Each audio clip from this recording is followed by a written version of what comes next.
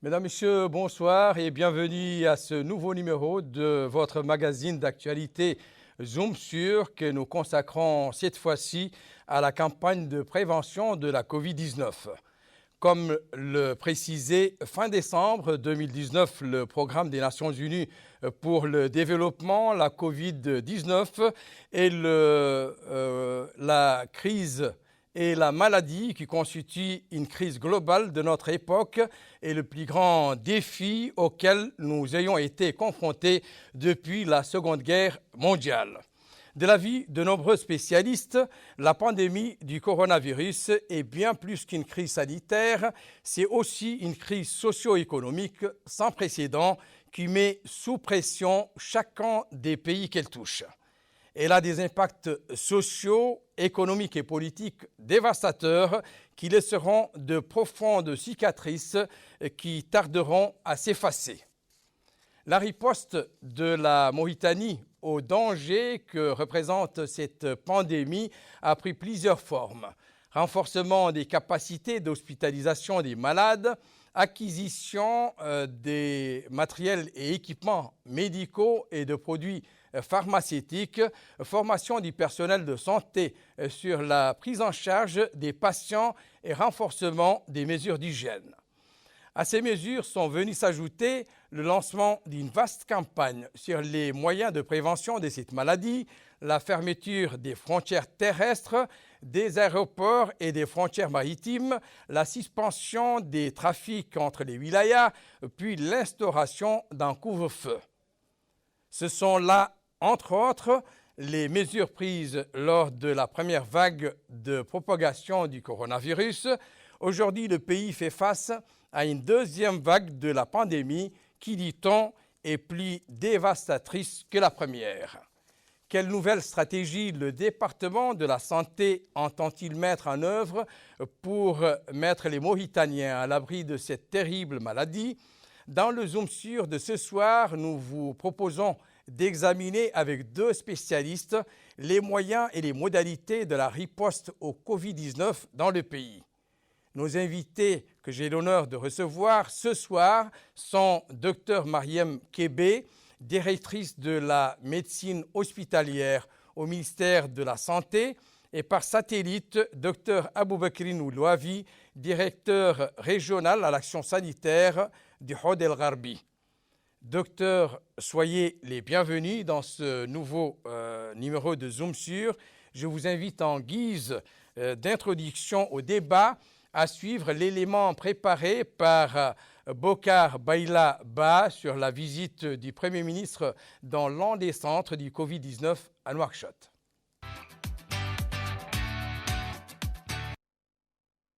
La lutte contre la pandémie de Covid-19 est sans relâche. En cette période marquée par la recrudescence du nombre de cas de contamination, les pouvoirs publics ne baissent pas les bras et redoublent d'efforts afin de venir à bout de la pandémie. D'ailleurs, c'est le sens de la visite d'information du Premier ministre M. Mohamed El Bilal au pavillon du centre hospitalier de Nouakchott réservé aux malades du coronavirus. En d'autres termes, il s'agit de s'informer de près sur les conditions des malades de Covid-19 et recueillir des informations sur la base desquelles les mesures nécessaires seront prises par les services compétents. Au terme de la visite, le Premier ministre M. Mohamed El Bilal a déclaré que la situation est sous contrôle et que l'État dispose du nombre suffisant de lits, prévenant que le nombre de malades a atteint 36 hier soir, dont 24 présentaient des symptômes légers et 12 étaient dans un état critique. Il a souligné que la situation exige la prudence et le respect des instructions émises récemment par la réunion du Conseil des ministres et du comité ministériel en ce qui concerne la distanciation physique, le port de masque, la préservation des personnes âgées et des personnes atteintes de maladies chroniques, entre autres. Il a remercié le personnel médical pour les efforts qu'il déploie pour la sécurité des citoyens, soulignant que le gouvernement, le ministère de tutelle et l'administration les soutiennent. Il a également remercié les autorités administratives qui font un formidable travail de sensibilisation au niveau des marchés et les jeunes bénévoles. Le Premier ministre, M. Mohamed El Bilal, a confirmé que la Mauritanie a rejoint l'initiative mondiale pour l'acquisition de vaccins et obtiendra 20% de ses besoins en début d'année prochaine. Il a précisé que la priorité sera donnée au personnel médical, les personnes âgées, celles souffrant de maladies chroniques, entre autres. Il a souligné qu'il y avait un grand espoir de surmonter cette pandémie dans les prochains jours, mais il compte sur la responsabilité des citoyens, notamment les jeunes, pour protéger les faibles et les personnes âgées, soulignant que le comité ministériel suit la question et qu'il n'y a pas lieu de s'inquiéter. Le Premier ministre a indiqué que les étudiants de l'Université de médecine ont exigé de ne pas organiser de manifestations et sont décidés à reprendre les cours, soulignant qu'ils doivent aider les patients à combattre cette deuxième vague de Covid-19. Il a souligné que l'État est au courant de leurs demandes concernant l'amélioration des conditions académiques, assurant qu'elles seront résolues prochainement. En somme, l'État ne cessera de marteler une constante, l'importance de la poursuite des efforts visant l'application des mesures préventives pour faire face à la deuxième vague de la pandémie, port de masque, lavage des mains avec du savon et réduction de rassemblements autant que possible.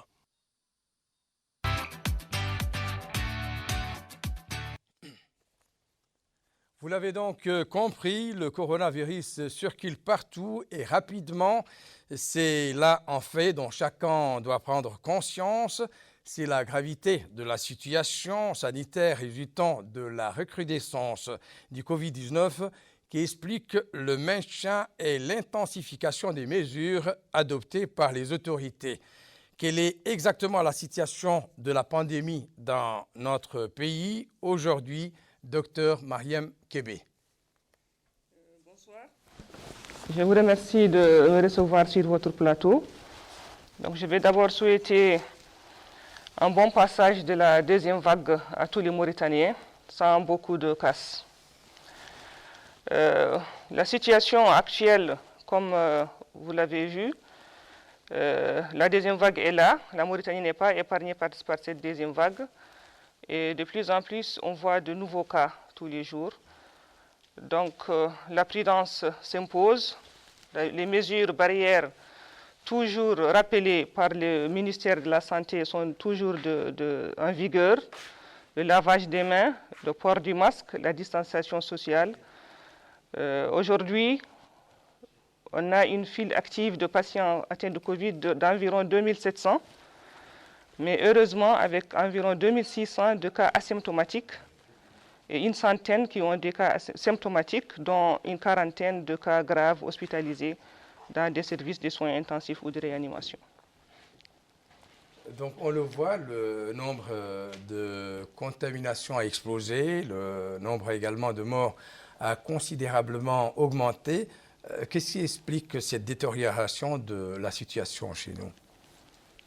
Chez nous, on a eu l'impression que la population ne croyait plus en l'existence du coronavirus, que c'était quelque chose qui était dépassé. On ne voyait plus aucune mesure barrière appliquée par nos populations. Si vous voyez dans les marchés, les rassemblements qu'il y a, les cérémonies avaient reprise. Et partout dans le monde, cette deuxième vague, elle est là. On n'est pas les seuls concernés. Mais malheureusement, il nous touche de plein fouet, comme vous l'avez dit, avec du nombre de cas croissants et malheureusement du nombre de décès également. Allah yarhamhum. Y a-t-il une différence entre la première et la deuxième vague?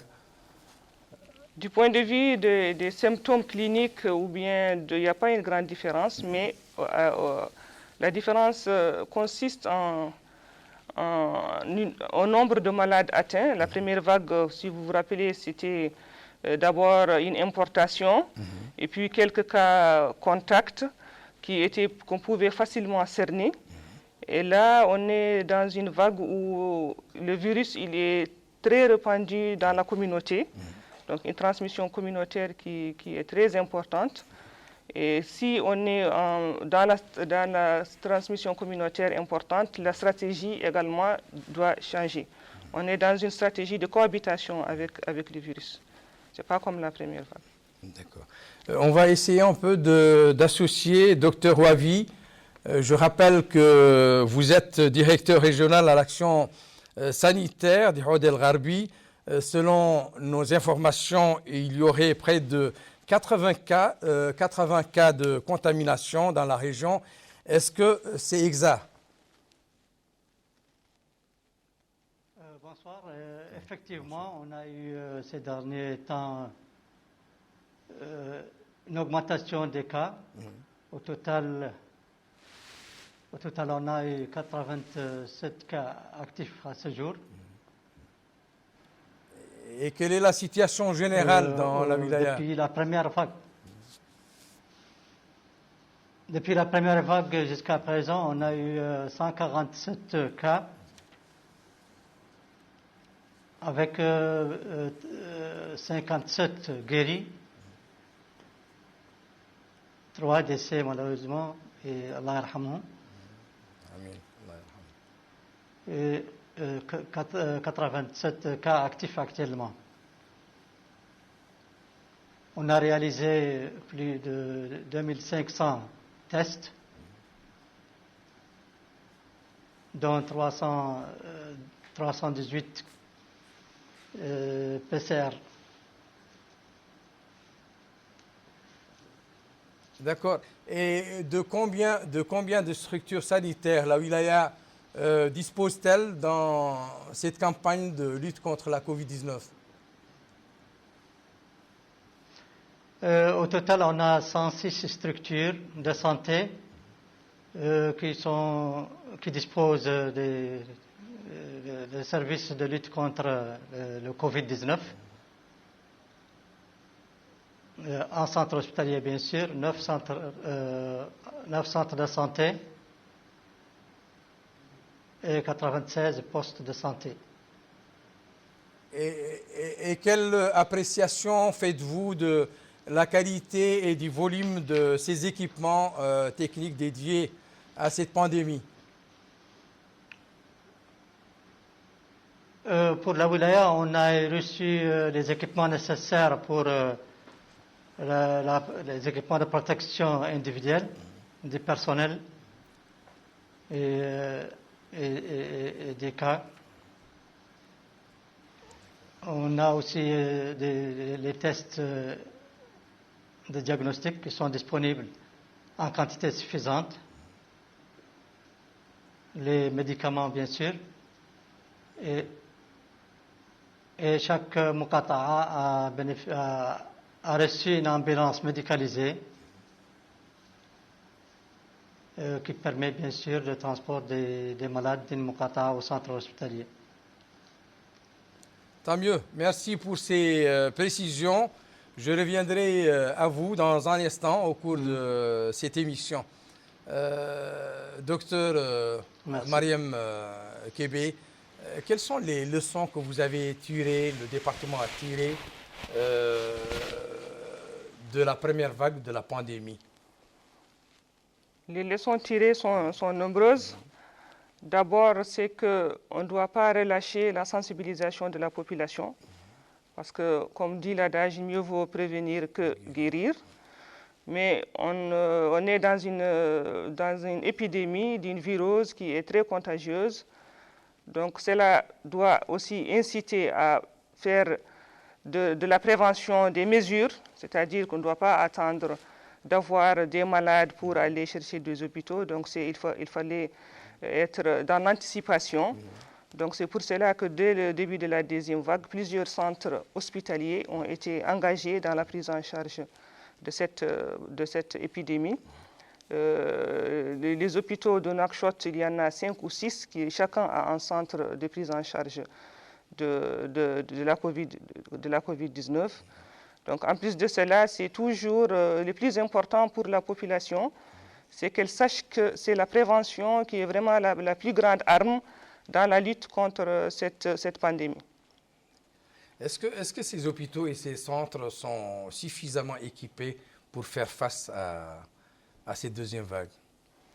Cette deuxième vague, on a de plus en plus de malades.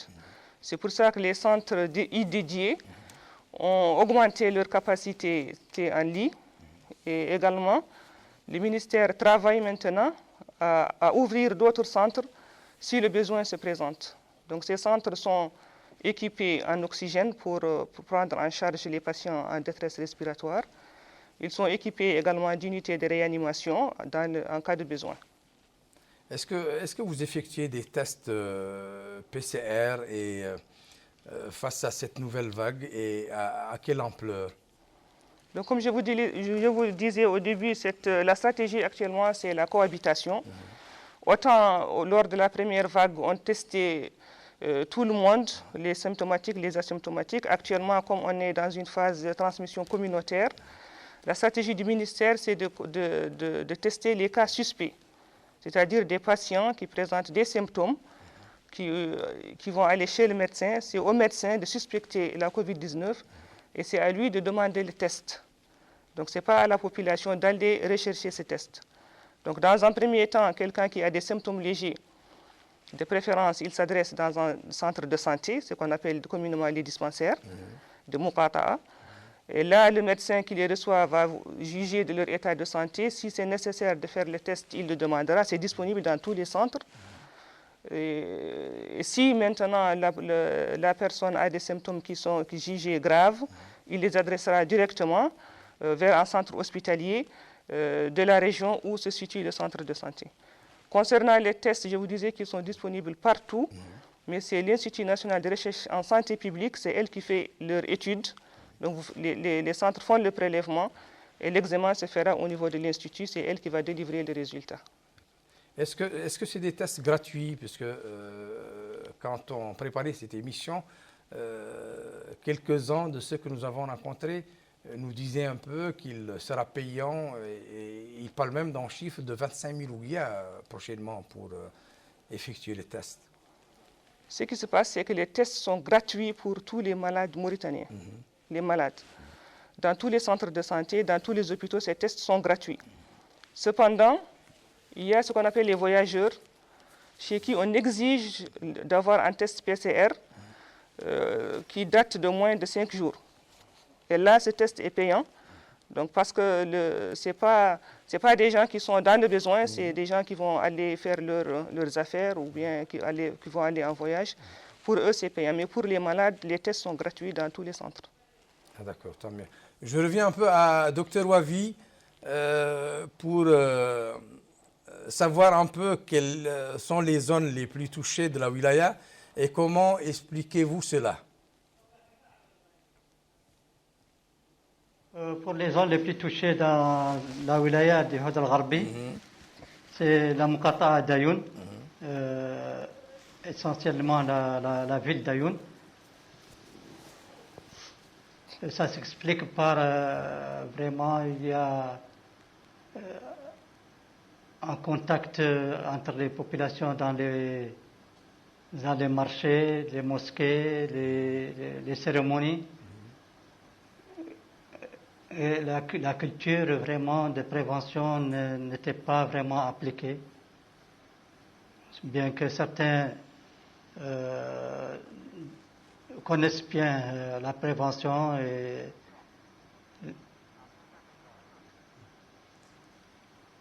Ah, d'accord. Et le personnel de santé est-il suffisamment formé pour la prise en charge des malades? Tous les personnels de santé sont formés, aussi bien sur le traitement, le diagnostic et la prévention. D'accord. Et comme l'a dit docteur, il y a toujours cette gratuité du test à l'intérieur comme au niveau central. Le test est disponible dans les centres de santé, dans les structures de santé, mais c'est les prestataires de services qui demandent le test et non pas la population qui demande. Ah, il y a un algorithme qu'on respecte et si les conditions sont satisfaites, on donne le test. Docteur Mariam, est-ce que notre pays a les moyens de procéder à des tests massifs?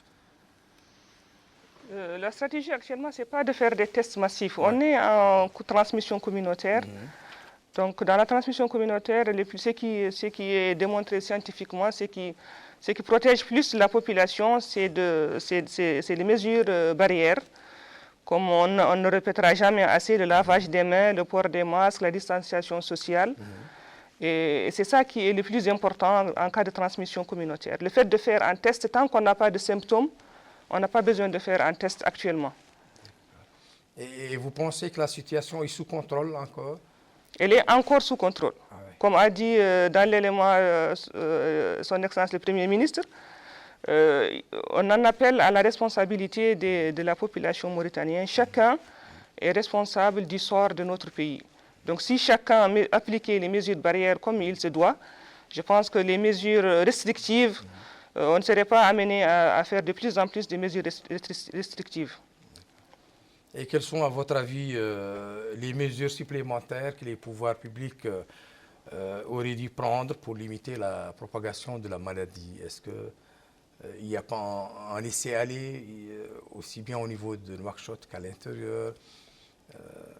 Donc, comme je disais, c'est la responsabilité de la population. Je pense que vous êtes témoin depuis le début de la pandémie. Les messages de sensibilisation envers la population n'ont jamais cessé. Cependant, on était dans une première phase, comme partout ailleurs dans le monde, avec la baisse du nombre de cas. La population s'est sentie rassurée et est revenue à ses habitudes d'antan. Donc, mais je pense que les pouvoirs publics n'ont jamais cessé de sensibiliser la population sur les mesures barrières. Et pourtant, on a l'impression un peu, quand on se promène à Nouakchott, on voit l'afflux sur les mosquées pendant cette période, cette deuxième vague. Quand on est dans les marchés, quand on est dans les cafés, on a l'impression que les gens sont insouciants. Ils pensent que le Covid n'est pas chez nous, ou du moins que le Covid que l'on voit à l'étranger, hors de nos frontières, n'est pas celui que nous vivons ici en Mauritanie. Qu'est-ce que vous pensez de... Est-ce que vous estimez que vous avez vraiment fait l'essentiel, que votre département a fait ce qu'il faut pour sensibiliser les gens et les conscientiser à s'éloigner un peu de ces pratiques? Je pense que le plus difficile dans une population, c'est le changement de comportement. Oui. Et là, on a senti que pendant cette épidémie, il y a beaucoup de déni. La majorité de la population n'y croit pas. Dit que le coronavirus, on en entend parler, mais on n'en a jamais vu, c'est de la propagande, c'est de l'intoxication. Mais nous qui sommes dans les hôpitaux, on voit ça tous les jours. Et on a l'impression que notre population est vraiment, je m'excuse du terme, insouciante. Donc pour elle, ça n'existe pas, ça n'existera pas, mais malheureusement, les chiffres sont là. Malheureusement, les malades sont là, hospitalisés, avec des cas graves en réanimation, malheureusement avec des décès également. Donc on va continuer à en appeler au sens de responsabilité de tous les citoyens. Et on ne continuera jamais assez. Et c'est à chacun de nous d'être un soldat dans cette lutte contre la coronavirus. D'accord. Et le maillon faible, si je peux dire, c'est un peu les personnes âgées, les personnes qui souffrent de maladies chroniques. Comment éviter à ces gens d'être la victime de pratiques d'insouciance dans les foyers? Comment faut-il les mettre à l'abri un peu? Pour les personnes âgées, les personnes vulnérables, donc c'est toujours des mesures de sensibilisation, c'est d'éviter qu'elles-mêmes ne se joignent dans des foules, c'est éviter que leurs contacts ne se joignent aussi, ne respectent pas les mesures barrières, au risque de leur ramener la coronavirus chez elles. Donc c'est toujours et encore des mesures de sensibilisation, des mesures barrières pour tout le monde, pour se protéger et protéger les siens, protéger notre population vulnérable, protéger nos aînés. D'accord.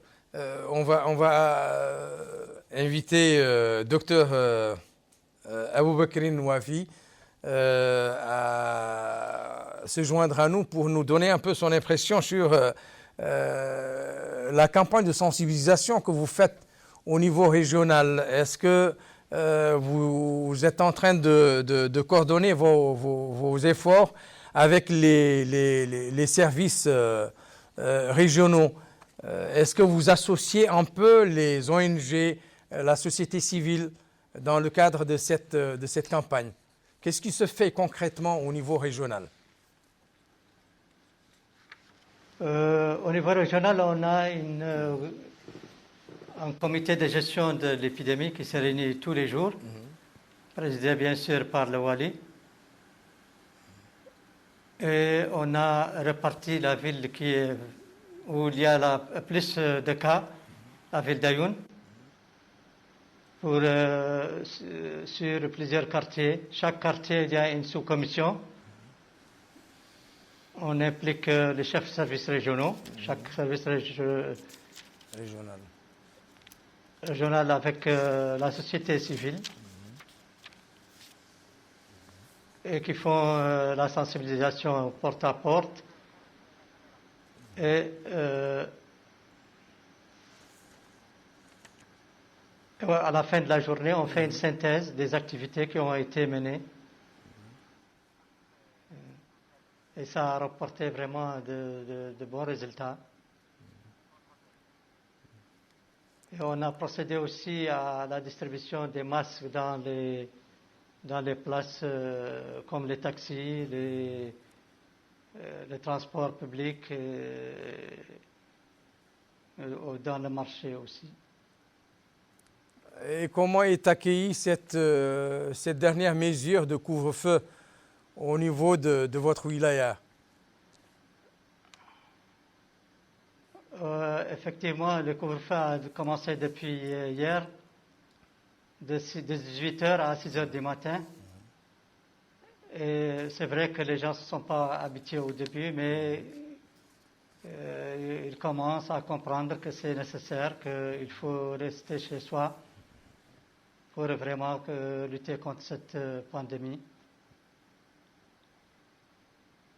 Et, docteur Mariam, est-ce que, venons-en un peu aux symptômes de la maladie, puisque depuis quelques jours, les Mauritaniens ne différencient plus entre les symptômes qu'on disait lors de la première vague du Covid et celle de la deuxième vague, puisque il y a la grippe, il y a les maux de tête, il y a cette fatigue généralisée, Quels sont les symptômes? Est-ce que les symptômes ont changé ou est-ce qu'ils sont restés les mêmes? Ce que nous a appris la première vague, c'est qu'au début, on ne connaissait pas vraiment comment se manifestait cette maladie. Mais avec le recul, il y a de plus en plus de symptômes qu'on lui retrouve. Les plus fréquents, c'est la fièvre, c'est le mal de gorge et c'est la fatigabilité. D'accord? Donc ça, c'est les symptômes les plus fréquents qui peuvent apparaître chez la majorité des gens. À côté de ça, on a des symptômes, la toux aussi, la toux sèche est assez fréquente. À côté de ça, on peut avoir des symptômes comme les céphalées, comme la perte du goût, la perte de l'odorat. On peut avoir une diarrhée, on peut avoir une éruption cutanée, des boutons sur la peau. D'accord, ça, c'est des symptômes qui viennent en deuxième position. Et les symptômes graves, c'est surtout la gêne respiratoire qui quand elle s'aggrave, là, c'est là où il faut aller vraiment en urgence à l'hôpital. Et quel est le délai d'incubation de la maladie? Le délai d'incubation de la maladie, avant, on disait de 7 jours à 14 jours, elle peut apparaître. Et maintenant, on se rend compte que 5-6 jours déjà, le délai d'incubation, ça veut dire que le temps d'être en contact avec le virus et de développer les signes. Donc ça peut aller de 5 jours jusqu'à 14 jours. Donc ça aussi, c'est des enseignements de la première phase qui sont de la première vague. Et le virus, est-ce qu'il circule dans l'air? Le virus, la transmission la plus fréquente du virus, c'est ce qu'on appelle les gouttelettes de fluide, les postillons. Donc quand on parle, il y a des petites gouttelettes d'eau qui sortent de la bouche. Des fois, elles sont grosses, des fois, elles sont fines, des fois invisibles à l'œil nu. Et c'est cette transmission qui est la plus fréquente. Et ces gouttelettes, elles peuvent rester suspendues dans l'air. Maintenant, pour la prévention, en plus du masque, du lavage des mains et de la distanciation sociale, il est conseillé d'aérer les habitations pour éviter que ces gouttelettes ne s'accumulent dans les lieux clos. Donc c'est pour cela aussi que dans les mesures préventives, on ferme les restaurants, on ferme tous les lieux clos, donc, qui sont un facteur de propagation du virus. En plus de cette propagation par les gouttelettes, il y a quelqu'un qui éternue ou qui tousse, qui ne porte pas un masque ou bien qui ne met pas son coude. Il va jeter des postillons dans l'air qui peuvent se déposer dans des surfaces. Et en touchant ces surfaces-là, on peut également être contaminé. Donc c'est pour ça que lors de cette épidémie, on dit aux gens de ne pas se toucher les visages, parce que c'est la porte d'entrée du virus. Donc ce sont les orifices du visage. Donc c'est pour ça que quand on touche une surface qui est contaminée, on se lave fréquemment les mains pour éviter le maximum de contamination. D'accord. Et on peut être en contact avec un malade sans être contaminé. Il y a eu des cas qui ont été décrits, des gens avec des contacts. Si vous voyez un malade, on teste ses contacts, il y en a qui sont contaminés, d'autres qui ne sont pas contaminés. Il y a eu des études qui ont montré qu'il y a des contacts très proches qui n'ont pas été contaminés également. Donc, c'est dit que ce virus, il est nouveau. Il n'a peut-être pas livré encore tous ses secrets et chaque jour, on en apprend plus. Et quand on demande à un patient de se confiner chez lui, à domicile, comment cela se passe en général? Comment cela doit être? D'autant plus qu'il y a d'autres personnes dans cette même maison. Donc l'idéal pour un patient confiné, c'est d'avoir une chambre où il est confiné tout seul, de chercher un membre de la famille qui va s'occuper de lui, à le servir par exemple. Et l'idéal, c'est qu'il dispose d'une toilette individuelle, donc pour lui, dans la mesure du possible. Donc dans le cas contraire, c'est de porter toujours un masque à l'intérieur de la maison, d'éviter de toucher aux surfaces. Donc, et après avoir utilisé des toilettes, c'est de les désinfecter à l'eau javelisée et de désinfecter également les poignées. Le ministère de la Santé est en train de travailler sur une campagne de sensibilisation qui est déjà achevée. Donc toutes ces informations sont au grand public. Donc il y aura des spots, des textes vocaux pour les cas précis. Et les moustiques, est-ce que les moustiques peuvent transmettre le virus? Les études sont formelles. Il y en a quand même un workshop. Oui, les études sont formelles. Non. Les moustiques ne transmettent pas le coronavirus. Donc là, il y a plusieurs études. Cette question a été posée à plusieurs reprises. Il y a des études scientifiques qui ont prouvé que les moustiques ne transmettaient pas le coronavirus. Et heureusement pour nous. Ah, d'accord. Heureusement. Il existe également des risques liés aux animaux domestiques, par exemple? Oui, cette question a été soulevée surtout dans les pays occidentaux où les personnes, surtout âgées ou bien même les jeunes, sont toujours un animal de compagnie, tels que les chats, les chiens qui sont très proches. Donc ça avait soulevé une inquiétude des associations des défenseurs des animaux. Mais il y a des études qui ont été faites également. Là, c'est catégorique, non, il n'y a pas de risque de contamination des animaux domestiques. Ce sont des études qui ont été faites dans l'Occident. Chez nous, il n'y a pas eu d'études malheureusement. Mais vu la proximité entre les chiens et les chats et les gens qui les possèdent en Europe, on n'a pas, nous, cette proximité avec nos animaux domestiques. Donc, par déduction, on suppose que malgré qu'on n'ait pas fait d'études chez nous, ça reviendrait à peu près au même, ce sont des animaux à quatre pattes. D'accord. Docteur Wavi, si vous êtes en ligne, est-ce qu'on peut savoir si les populations au niveau de votre wilaya respectent scrupuleusement les mesures et les conseils qui sont adressés en général par les équipes de sensibilisation de votre département? Oui, les populations commencent à comprendre la gravité de la maladie et la nécessité vraiment de prendre des mesures de prévention. Et ils savent que vraiment il y a une mobilisation, une très grande mobilisation des autorités sanitaires, administratives et la société civile pour les sensibiliser.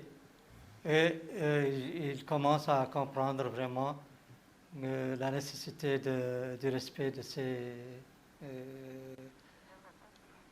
ces conseils. D'accord. Est-ce que vous les invitez à faire les tests, ces populations, ou bien vous attendez qu'ils viennent exprimer le besoin de le faire? Non, on fait la sensibilisation pour les cas. Si on voit qu'il y a des malades qui sont chez eux, l'équipe de veille les oriente pour voir les structures de santé. Et c'est à la structure de santé de voir s'il nécessite un test ou bien une autre prise en charge. Merci. Dans tous les cas, il va bénéficier des conseils de prévention, qu'il soit malade ou non. Et il va bénéficier aussi de traitements si nécessaire. D'accord.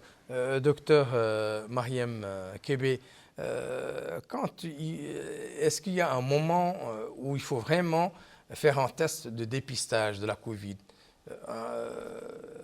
Est-ce que ce moment existe? Est-ce qu'il y a une période où l'individu doit vraiment faire ces tests? Alors ça dépend. Pour un individu asymptomatique qui n'est pas malade, non. Ce n'est plus, ça c'était au début de la première vague, pour pouvoir cerner le peu de malades qu'il y avait afin que la transmission ne passe pas au niveau communautaire.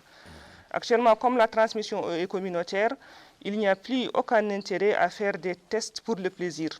Donc quand on est malade, on va voir un médecin, comme a dit Dr Wavi, et c'est au médecin, selon les signes que l'on présente, qui va suspecter la maladie ou bien une autre. Et en fonction de ses suspicions, c'est lui qui va demander les tests. Maintenant, ce n'est pas à la population d'aller chercher les tests. C'est une autre stratégie actuellement, ce n'est plus la même que la première phase. Et qu'en est-il des tests rapides, de leur efficacité? En fait, les tests, il y a deux types de tests. Il y a les tests rapides et il y a la PCR. Oui. Les tests rapides, c'est ce qu'on appelle les tests de diagnostic. Oui. C'est pour voir est-ce que le patient... Les tests rapides, il y a deux sortes de tests. Il y a les tests antigéniques et il y a les TDR que l'on fait ici actuellement qui recherchent les anticorps. C'est-à-dire est-ce que la personne a été déjà en contact avec le virus et qu'elle a développé des anticorps pour se défendre contre ce virus. Ah, d'accord. Ces tests existent. Actuellement, c'est ce qu'on fait pour un malade suspect. Et maintenant, s'il y a besoin de confirmer le diagnostic, on passe à la PCR. Donc, la Mauritanie, dans sa stratégie, va évoluer vers les tests antigéniques, où on va rechercher l'antigène, une protéine dans le virus. Maintenant, on ne cherche plus le système immunitaire de l'individu, ce sera à rechercher le virus lui-même par les tests antigéniques. Parce que les tests antigéniques, ils vont détecter le virus plus tôt que les tests TDR qui vont attendre que la personne, son système immunitaire se mette en place pour fabriquer des anticorps. Donc c'est pour pouvoir agir en amont dès les premiers symptômes. Et pour ce qui est du vaccin, puisqu'on parle déjà de certaines formes d'allergie que ce vaccin développe, qu'en est-il? Le vaccin, on vient tout juste de le tester en Angleterre, en Angleterre, aux États-Unis. Oui. Donc à ce jour, on ne peut pas ni l'accepter, ni le dénier, ni lui rapporter des effets secondaires qui peuvent être immédiats, ça c'est tout de suite après la vaccination, mais qui peuvent être également à long terme. L'avenir nous le dira. De toute façon, la Mauritanie, elle fait partie du système Gavi, l'Alliance internationale pour la vaccination, et du système OMS. Donc c'est après validation du vaccin au niveau international que la Mauritanie, à ce moment-là, va procéder à la vaccination de sa population. Donc il est hors de question de tester le vaccin sur la population mauritanienne. Mais quand il est avéré que ce vaccin est efficace, donc son Excellence le Premier ministre l'a dit, la Mauritanie est dans la course pour acquérir ce vaccin pour sa population. Mais au-delà un peu de la question du coût des vaccins, se pose celle de leur conservation. Certains des vaccins annoncés exigent une conservation à moins 80 Celsius. La Mauritanie dispose-t-elle d'équipements adéquats pour stocker ces vaccins? La Mauritanie a toujours bien respecté la chaîne de froid de tous les vaccins qui sont disponibles dans le pays. Si le vaccin Corona devait être disponible, il respectera également tout ce qui est nécessaire pour sa bonne conservation. Merci beaucoup. Ce numéro de votre émission Zoom sur est à présent terminé. Je remercie mes invités, Dr Mariam Kébé, directrice de la médecine hospitalière au ministère de la Santé, et Dr Aboubekrin Oulouafi, directeur régional à l'action sanitaire au Hod El Gharbi, pour avoir accepté de répondre à nos questions. Mes remerciements vont également à tous les téléspectateurs et à toutes les téléspectatrices qui nous ont fait l'honneur de suivre ce magazine. Un merci également aux équipes de reportage et de rédaction pour la réalisation de cette émission, particulièrement le réalisateur Alishir Oul Abdallahi. Au revoir.